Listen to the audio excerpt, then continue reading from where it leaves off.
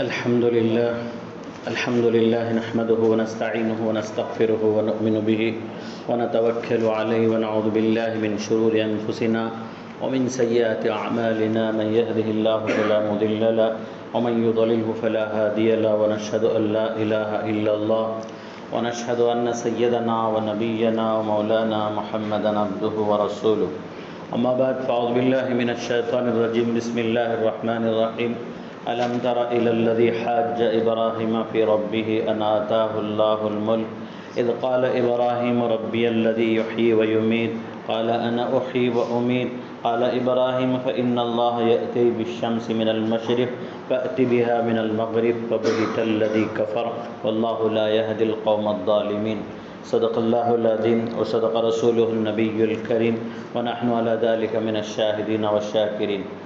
محترم بزرگ اور حاضرین، سورہ بقرہ کی تیسرے پارے کی آیت کل بھی آپ حضرات نے سنا تھا، اور اس آیت میں نے بتایا تھا کہ حضرت ابراہیم خلیل اللہ علیہ السلام کا جو نمرود سے مناظرہ ہوا، اور پھر جو ہے نمرود جو لاجواب ہو کر رہ گیا، اور اللہ تعالیٰ نے انبیاء علیہ السلام کو جو خاص فہم اور رشد و ہدایت عطا فرمایا ہے، اور اس وجہ سے وہ جب بھی جہاں بھی اس طرح کی جو ہے توحید والی بحث ہوتی ہے، ہمیشہ وہ غالب رہتے ہیں، اللہ کے ان کے ساتھ جو ہے خاص مدد ہوتی ہے۔ حضرت ابراہیم علیہ السلام وہ پیغمبر ہیں جن کے کئی اللہ نے امتحانات لیے۔ قرآن میں سورہ بقرہ میں الف لام کے اخیر میں ارشاد ہے وَإِذِ ابْتَلَىٰ إِبْرَاهِيمَ رَبُّهُ فَأَتَمَّهُنَّ۔ حضرت ابراہیم علیہ السلام کا جب اللہ نے امتحان لیا تو حضرت ابراہیم نے اسے پورا کیا۔ کئی امتحانات ہوئے، آپ جو ہے آپ کو بڑھاپے میں بچہ ملنے کے بعد اسے ذبح کرنے کا جو ہے، بچہ جب بڑا ہو گیا تو اسے ذبح کرنے کا حکم ہو رہا ہے، کبھی آپ کو آگ میں ڈالا جا رہا ہے، اور کبھی آپ کو شہر سے نکالا جا رہا ہے۔ تقریباً ہر نبی کے ساتھ یہی ہوا کہ ہجرت کی ان کو ضرورت پڑی، دین کی حفاظت کے لیے، دین کی تشہیر کے لیے، اور دین کو دوسروں تک پہنچانے کے لیے۔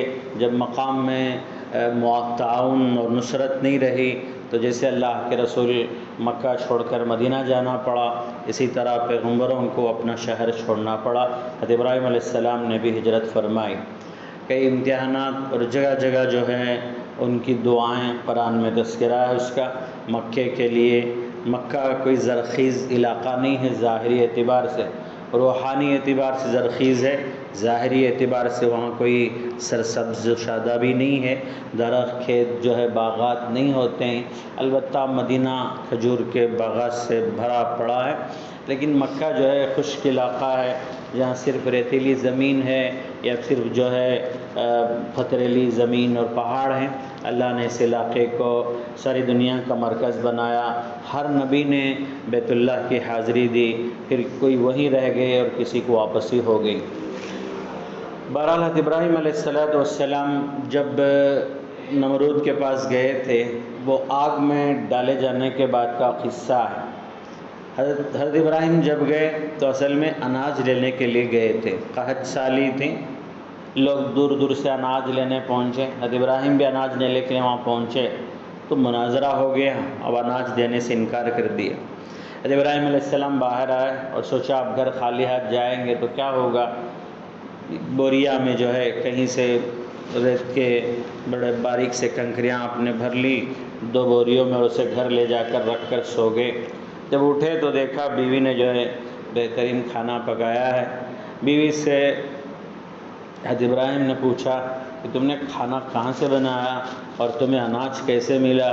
تو حضرت ابراہیم علیہ السلام کی اہلیہ حضرت حاجرہ نے جواب میں کہا کہ آپ ہی تو جو ہے بوریا بھر کر اناج لائے تھے، اسی سے میں نے بہت جو ہے عمدہ قسم کا اناج تھا، میں نے اس سے پکایا۔ حضرت ابراہیم سمجھ گئے کہ اللہ تعالیٰ نے اس بوریے میں رہنے والے باریک کنکریوں کو جو ہے اناج سے اللہ نے بدل دیا، اور گھر والوں کو اللہ نے سہولت کر دیا۔ اللہ کی ذات ایسی ہے، کسی کو سہولت کرنا چاہتے ہیں کسی بھی طرح سے اللہ سہولیات سے مالا مال کر دیتے ہیں۔ اس کے بعد ایک فرشتہ حضرت ابراہیم کے اس مناظرہ کے بعد، واپسی کے بعد، نمرود کے دربار میں حاضر ہوا اور حاضر ہو کر دین کی دعوت دی، توحید کی دعوت دی، اللہ کو ایک ماننے کا اس نے جو ہے پیغام سنایا، تو وہ انکار کر گیا۔ پھر دوسری بار بھی حاضری دی، دوسرے دن پھر انکار کیا، تیسری مرتبہ بھی اس فرشتے کی حاضری ہوئی انسانی شکل میں۔ وہ تو نہیں جانتا تھا کہ فرشتہ ہے، لیکن پھر بھی اس نے انکار کیا۔ تو فرشتے کی طرف سے اعلان ہوا کہ تم اپنا لشکر لاؤ، میں بھی اپنا لشکر لاؤں گا، پھر ہمارا مقابلہ ہو جائے۔ چنانچہ جو ہے ایک دن طے کیا گیا اور ایک میدان طے کر لیا گیا، اور نمرود اپنے شان و شوکت کے ساتھ اپنے لشکر کو لے کر وہاں حاضر ہوا، اور ادھر سے ابراہیم اور پھر یہ فرشتے جو ہے حاضر ہوئے۔ اللہ کی طرف سے خاص مدد ہوئی، ہزاروں کی بڑی تعداد میں جو ہے اس نمرود کا لشکر تھا۔ اللہ تعالیٰ نے جو ہے مچھروں کو بھیج دیا، اور اتنے زیادہ، اتنے شدید، اتنے کثرت سے مچھر تھے، ایک ایک آدمی کو یوں لپٹ لیتے کہ آدمی چھپ جاتا تھا۔ کہاں کہاں ہمارے پورے میدان میں کروڑوں کی تعداد میں مچھر، اور تھوڑی دیر میں خون پی جاتا ایک انسان کا، اور پھر آدمی گر جاتا۔ یوں ایک ایک کر کے جو ہے بغیر کسی ہتھیار کے اور بغیر کسی فوج کے، یوں سمجھے یہی مچھر جو ہے فوج ہے۔ اللہ تعالیٰ کی یہ سب مخلوقات ہیں، اللہ جب چاہے، جسے چاہے، جیسا چاہے فائدہ بھی پہنچا سکتا ہے، نقصان بھی پہنچا سکتا ہے۔ آدمی پانی کے بغیر مر جاتا ہے، لیکن یہی پانی کبھی اس کے لیے جان لینے کا سبب بن جاتا ہے۔ سیلاب آ جائے، بارش زیادہ ہو جائے، طوفان آ جائے، تو پھر دیکھتے ہیں آپ گاؤں ڈوب جاتا ہے، اور پانی میں جو آدمی ڈوبتا ہے لیکن وہ پانی گندا رہتا ہے، اسے پی نہیں سکتا ہے۔ یہی پانی جان بھی بچاتا ہے اور یہی پانی جان بھی لیتا ہے۔ آگ سے ہم روزی بنا کر کھاتے ہیں، کھانا وغیرہ، لیکن یہی آگ کبھی ہمارے جان لینے کا سبب بھی بن جاتا ہے۔ اللہ تعالیٰ جس مخلوق کو چاہے ہماری مدد کے لیے کھڑا کر دے۔ حضرت اللہ کے رسول جب غار ثور کے اندر تشریف لے گئے ہجرت کے موقع پر، اللہ نے جو ہے اللہ کے رسول اندر جانے کے بعد ان کی حفاظت کے لیے مکڑی نے جال بن دی، اور باہر سے دیکھنے والے سمجھ رہے تھے اگر اس کے اندر کوئی گیا ہوتا تو یہ جال تو جو ہے ٹوٹ گیا ہوتا، اور باہر چھوٹی سی ایک درخت کی ٹہنی لٹک رہی تھی، اس ٹہنی میں جو ہے کبوتری نے انڈے دے دیے۔ ایسا لگ رہا تھا کہ ایک آدمی جو ہے اگر اندر جاتا، یہ ٹہنی ہلاتا اور پھر جو ہے اس کے انڈے ٹوٹ جاتے، تو دشمن لوگ وہاں تک پہنچ گئے لیکن اندر نہیں جا سکے۔ ان کو خیال ہو رہا تھا قدم کے نشانات تو یہاں تک آئے، اندر تو جا نہیں سکتے، اس لیے کہ اگر اندر جاتے تو یہ ضرور مکڑی کا جو ہے جال ختم ہو جاتا اور ایک کبوتری کے انڈے جو ہے ٹوٹ جاتے۔ ایسا نہیں ہوا ہے، اسی لیے اللہ نے بچانا چاہا تو یہ لوگ غار ثور کے اوپر چڑھے، ایک ہول تھا اس پر، اس ہول پر کھڑے تھے۔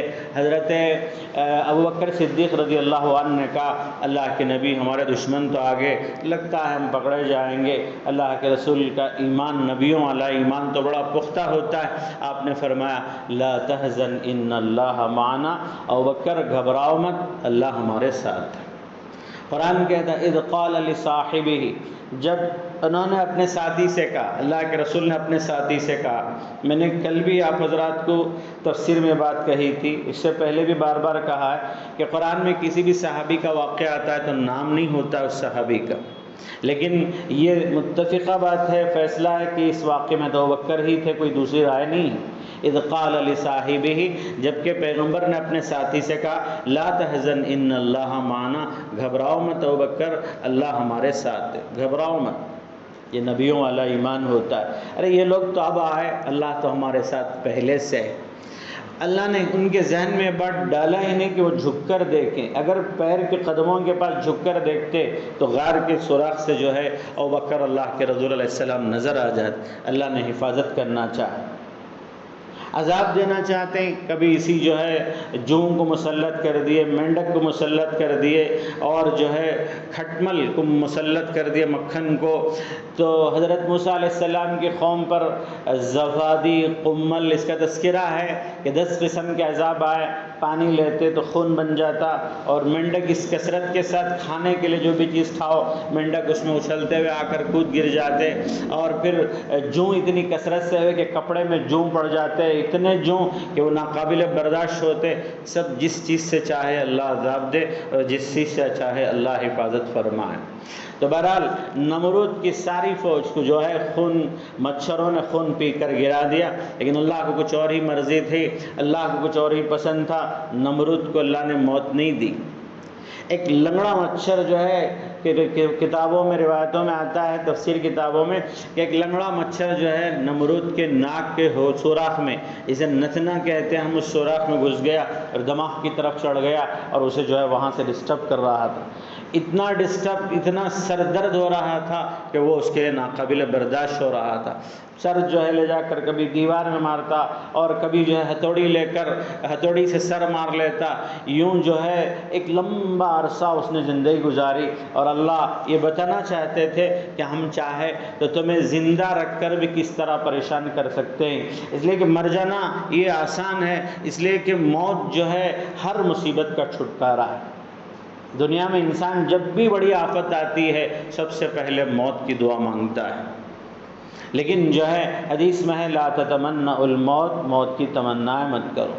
ہم موت کی تمنا اس وقت کر سکتے ہیں کہ جب آدمی دین پر چلنا چاہتا ہے، ہر طرف مخالفت کی ماحول ہے، وہ دین پہ چلنا نہیں ہو رہا ہے، نہ نماز پڑھنے دی جا رہی ہے، نہ روزہ رکھنے دیا جا رہا ہے، نہ قرآن کی تلاوت کرنے دی جا رہی ہے، ہر طرح سے اس کو تنگ کر دیا جا رہا ہے، تو دین کی حفاظت کے لیے کوئی موت کی تمنا کرے، اس کے لیے تو گنجائش ہے، ورنہ دنیاوی آفتوں سے بچنے کے لیے، دنیاوی پریشانیوں سے بچنے کے لیے کوئی موت کی تمنا کرتا ہے، اس کی اجازت نہیں، اس لیے کہ دنیا کا ہر لحظہ اس کی مغفرت کا سبب اور ذریعہ بن سکتا ہے۔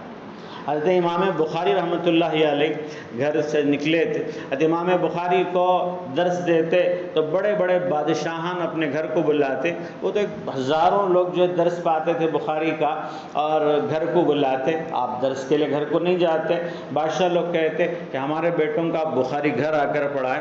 حضرت نے فرمایا یہ تو جو ہے عام مجلس میں بھیجنا پڑے گا۔ بادشاہ نے کہا ٹھیک ہے، آپ مجلس کے ختم کے بعد پھر ایک بار بخاری ہمارے بچوں کو پڑھا دو۔ حضرت نے فرمایا کہ دین سب کے لیے ایک ساتھ ہے، الگ نہیں کیا جا سکتا، تم اسی مجلس میں بھیجو۔ بادشاہ ناراض ہوا، آپ کے در پہ ہوا، آپ وہاں پریشان تھے، آپ کو وہاں سے نکلنا پڑا، آس پاس کے بادشاہوں نے آپ کو بلا بھیجا کہ آپ یہاں آ کر خدمت کیجئے، ہمیں آپ کی خدمت کی ضرورت ہے۔ امام بخاری وہاں سے نکلے، لیکن راستے میں پتہ چلا کہ جو بادشاہ ان کو بلائے ان کی بھی نیت اچھی نہیں ہے، تو حضرت نے جو ہے دعا کی، اے اللہ تیری زمین باوجود وسعت کے مجھ پر تنگ ہو گئی، تیری زمین وسیع ہونے کے باوجود مجھ پر تنگ ہو گئی ہے، آپ مجھے اپنے پاس بلا لیجیے۔ یہ دعا کی اور پھر اس دعا کے دوسرے دن حضرت امام بخاری کا انتقال ہو گیا۔ حضرت امام بخاری روزے کی حالت میں آپ نے خواب دیکھا، حضرت امام بخاری کا نام محمد بن اسماعیل ہے، حضرت نے خواب بخاری اس شہر کا نام ہے جہاں پیدا ہوئے، ازبکستان میں ایک شہر کا نام ہے بخارا، وہاں کے آپ رہنے والے، اس لیے آپ کو بخاری کہا جاتا ہے، ورنہ آپ کا اصل نام محمد بن اسماعیل ہے۔ آپ نے خواب میں دیکھا اور کچھ شاگرد ساتھ میں تھے، روزے کی حالت میں تھے، حضور علیہ السلام ایک طرف حضرت ابوبکر ایک طرف حضرت عمر، اور وہ کہہ رہے ہیں محمد ہمارے ہاں آ جاؤ افطار کر لیتے۔ حضرت امام بخاری اٹھے اور پھر اپنے شاگردوں سے کہا، اور افطار سے پہلے ہی جو ہے ان کا انتقال ہو گیا، وہ اللہ کے رسول نے جو افطار کے بلایا وہ جو ہے وہاں ان کی جو ہے حاضری ہو گئی۔ انہوں نے جو موت کی تمنا کی وہ دینی اعتبار سے ہر طرف سے ان کو تنگ کیا گیا، اس لیے انہوں نے جو ہے اللہ سے موت کی تمنا کی۔ بہرحال حضرت ابراہیم کے اس مکالمے کے بعد اللہ نے جو نمرود کی پکڑ کی، اس پکڑ پر جو ہے وہ جو لنگڑا مچھر ان کے نمرود کے ناک میں گھسا اور برسوں ستاتا رہا اور خود کو بے بس محسوس کرتا رہا، اس کی بے بسی، اس کی بے کسی سب اسے محسوس ہوتی رہی، اور اللہ چاہتا تھا کہ اسی دنیا میں اس کا احساس ہو جائے کہ نہ تمہاری فوج تمہیں کام آ سکتی ہے، نہ تمہاری دولت کام آ سکتی ہے، اور پھر جو ہے اسی حالت میں کئی سال رہنے کے بعد اس کا انتقال ہوا اور وہ مرا۔ اللہ تعالیٰ اپنے دشمنوں کو پکڑنا چاہتے ہیں، کسی بھی طرح سے اللہ پکڑتے ہیں۔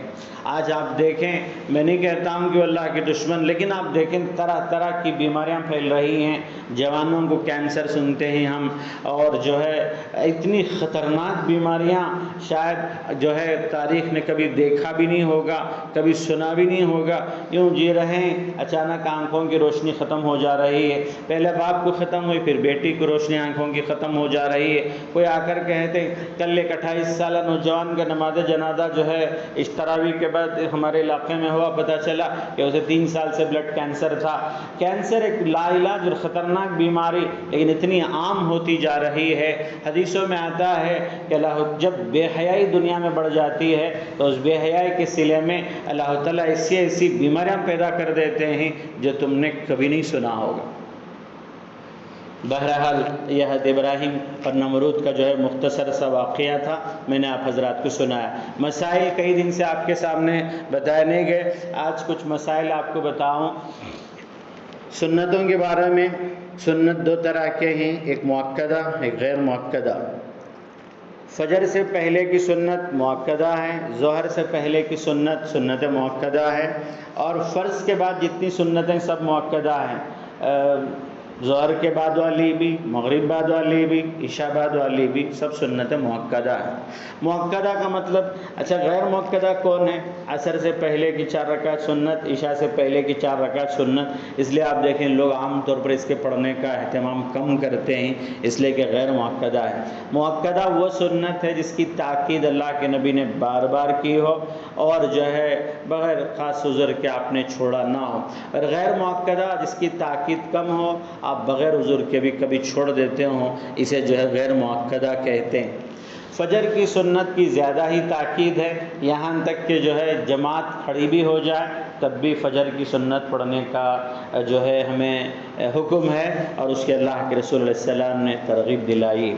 اور اس کی حکمت یہ ہے کہ آدمی نیند سے اٹھ کر آتا ہے، ابھی نیند کا خمار اور نشہ ہوتا ہے، آدمی الگ سے 2 رکعت پڑھ لے، اٹھ بیٹھ کرے اور اس میں تسبیح پڑھے، ذرا اپنے آپ کو ہوش میں لائے، اور پھر امام کی قرات کو توجہ سے سن سکے، یہ اس کی حکمت ہے۔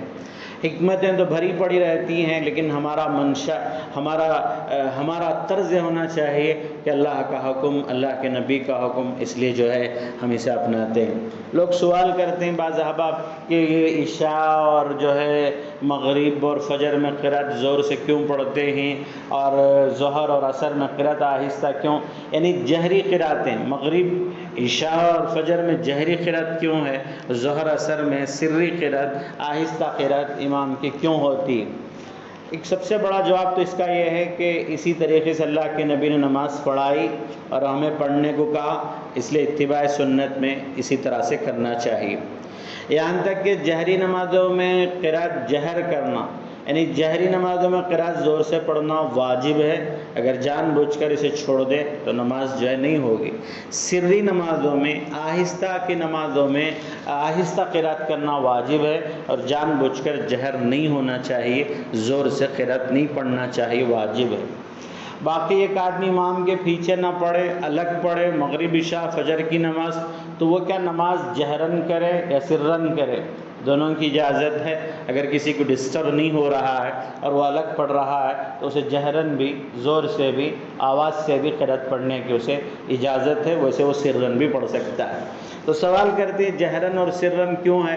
تو ایک جواب حکمت والا اس کا یہ ہے، عام طور پر دنیا کے جو کام و کاج میں لوگ جو ہے نوکریوں میں، ملازمتوں میں، زراعتوں میں رہتے ہیں، وہ ظہر اور عصر کا وقت رہتا ہے، صبح کے 9 بجے سے لے کر شام کے جو ہے 4-5 بجے تک، اس میں آدمی مصروف رہتا ہے، اس کا ذہن جو ہے وہ کاروبار کی طرف، نماز پڑھ کے ملازمت کو بھاگنے کی طرف، پھر زراعتی کی طرف تھوڑا وقت نکال کر نماز پڑھتا ہے۔ ہو سکتا ہے کہ امام نماز پڑھائے تو ادھر توجہ نہ دے، قرات کی توجہ سے نہ سن سکے، اس لیے امام سے کہا گیا آہستہ قرات پڑھو، لیکن نماز پڑھی جائے گی تو امام کی اقتداء میں خاموش کھڑے رہو اور پھر نماز پوری کر کے چلے جاؤ۔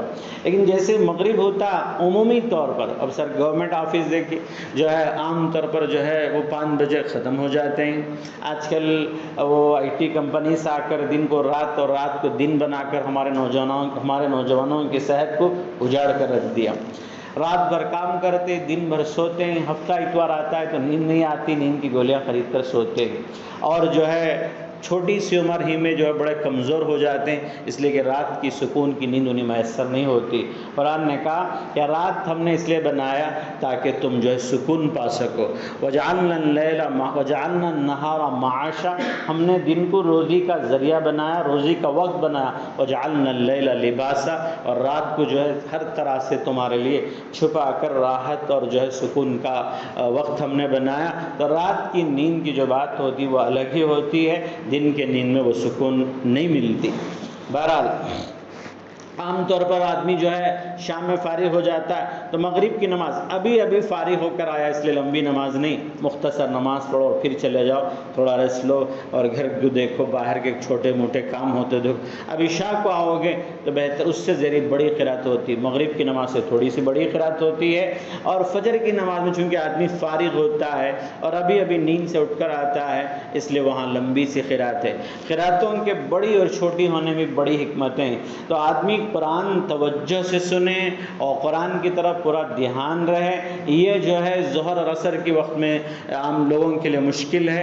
اللہ انسانوں کے مزاج کو سمجھتے ہیں، انسانوں کے حالات کو جانتے ہیں، ان کی مجبوریاں بھی سمجھتے ہیں، اسی لیے روزہ میں دیکھیں فَمَنْ كَانَ مِنْكُمْ مَرِيضًا أَوْ عَلَىٰ سَفَرٍ فَعِدَّةٌ مِّنْ أَيَّامٍ أُخَرَ، جو آدمی روزہ تو فرض ہے رمضان بھر کا، لیکن جو بیمار ہے، جو مسافر ہے، وہ روزہ کو چھوڑے، دوسرے دنوں میں وہ اپنی گنتی پوری کرے۔ کیا مطلب؟